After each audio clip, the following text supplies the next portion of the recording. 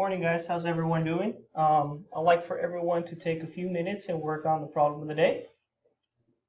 We're asking you to utilize expanded notation for the following numbers, for number 1 and number 2.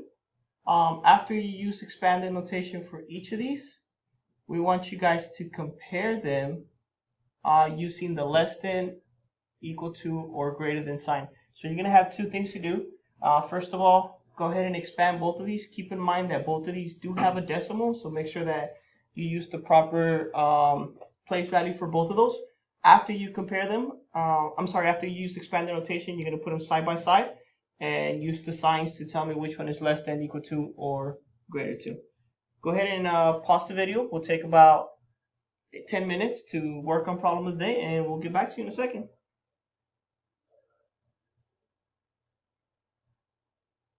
Alright guys, thanks for taking your time with the problem. So let's go ahead and discuss the problem of the day, and let's try to work it out. So the first thing we wanted to do was to use expanded notation for both of these numbers. So the strategy that we should have used is, first of all, rewrite your number.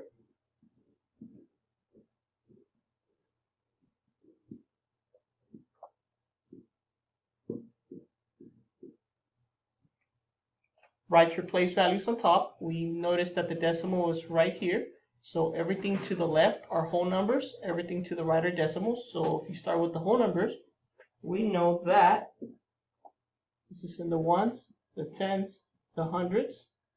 This is in the thousands, 10,000s, and then the 100,000s. To the left of the decimal, to the right of the decimal, these are decimal numbers, so we know that this is in the tens, right? And this is in the hundreds. Okay, so now we're going to go ahead and expand it. We always start with the largest number, which is the 4, right? So you bring the 4 down, times, and we know that this is in the 100,000s. So 100,000. Plus, the next digit is a 6 times 10,000 plus the next digit is a 3, so 3 times 1,000 plus 2 times 100. Go ahead and continue down here. Plus 8 times 10 plus 9 times 1. And now here, once we finish your whole numbers, we need to go ahead and continue with the decimal numbers. When you get to this part, you actually have two choices you can use. You can either multiply the 4 times decimal form, so 0.1, or you can do it into fraction as 1/10. Either way is correct. Whichever one you choose will be okay. And then the last digit is a 2 times, if you want to do it in decimal form, is times 100, or you could have done 1 over 100. Okay, that's going to be the first one. Go ahead and take a few minutes, double check your work. And I'll get back to work on the second one.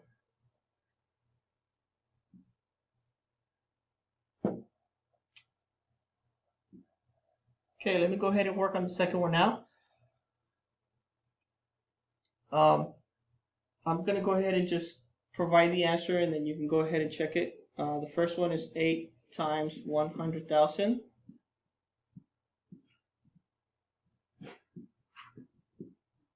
Six times 10,000.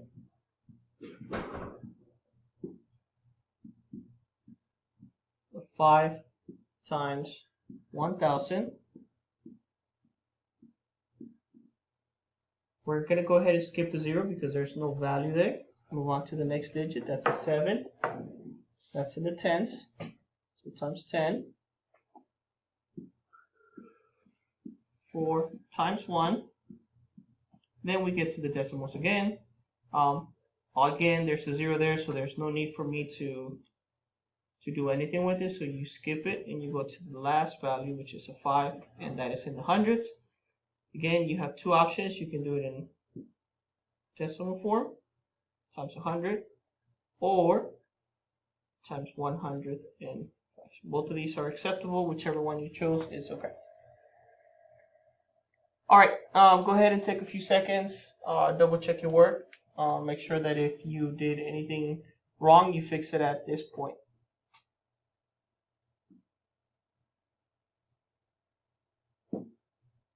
Okay, the last thing we wanted you guys to do is to compare these numbers, compare both of these numbers. And the reason we're comparing these numbers, because from the data gathered from last Friday's exam, we've noticed that as a whole, as a fourth grade grade level, a lot of us missed this particular TEK, which is comparing and ordering numbers. So throughout the week, we're going to go ahead and touch base on that, and we're going to review a little further on how to compare two digits and how to order them from least to greatest or greatest to least. So comparing, you always want to put the numbers side by side, and you want to figure out which of these numbers is greater than or less than, or are they equal. The strategy that we always want to use to compare numbers is always start with the greatest digit, right? And take a look at both of those.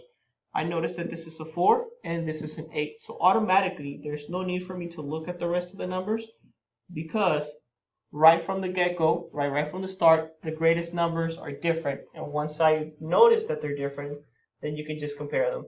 So which is bigger? Is a 4 bigger or an 8 bigger? In this particular case, an 8 is bigger, is greater.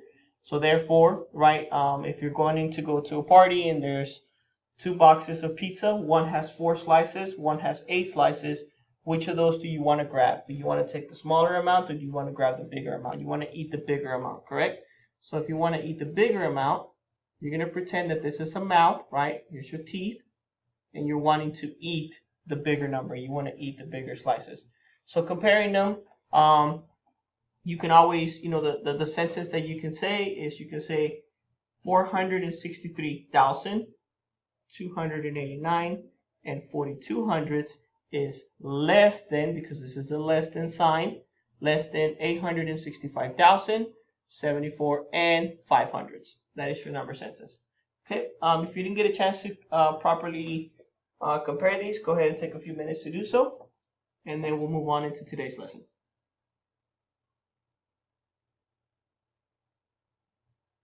Okay.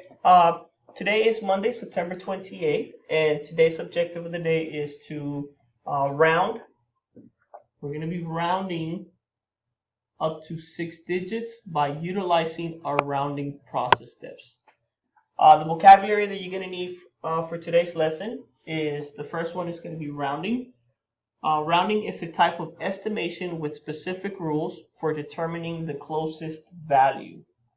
The second vocabulary word that we need to know today is estimation, and it's reasoning to determine an approximate value.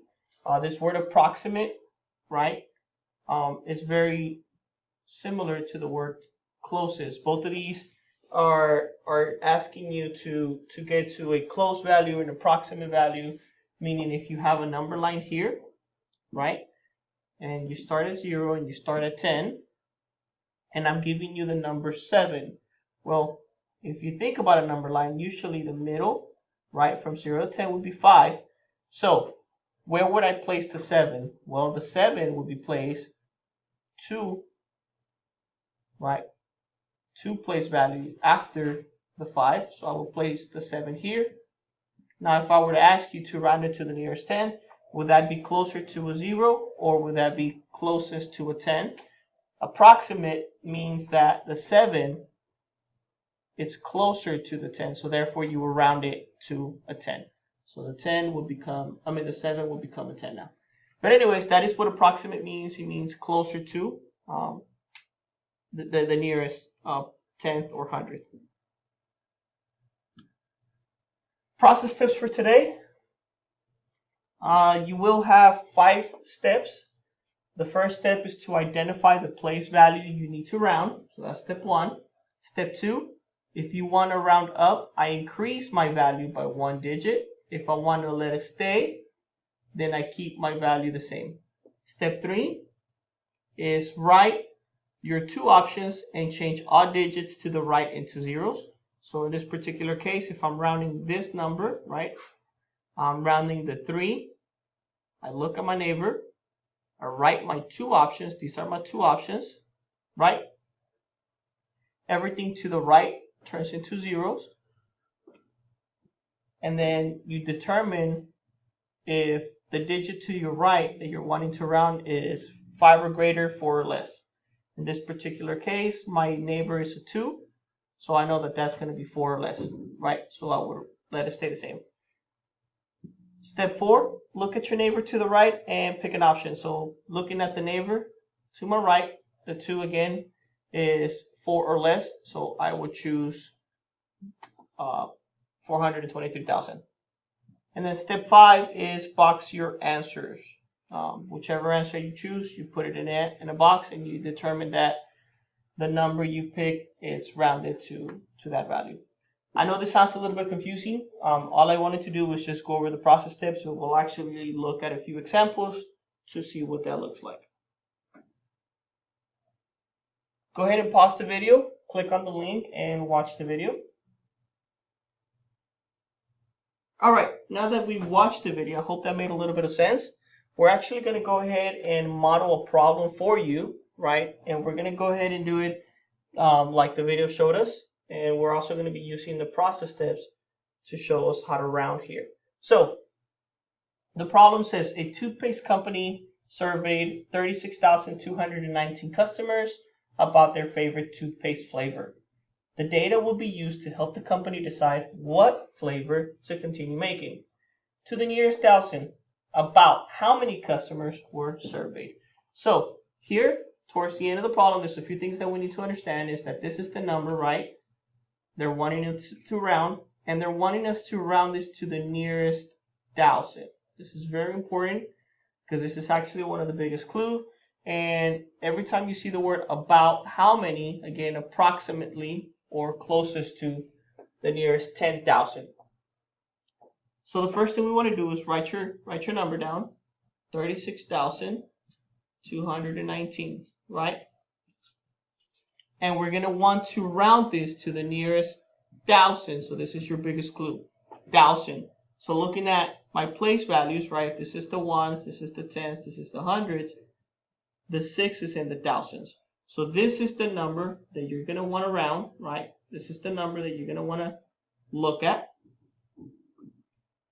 And you're going to want to write your 2 options, right? After you identify the nearest 1,000. So what you want to do first is you keep the 36 as is, right?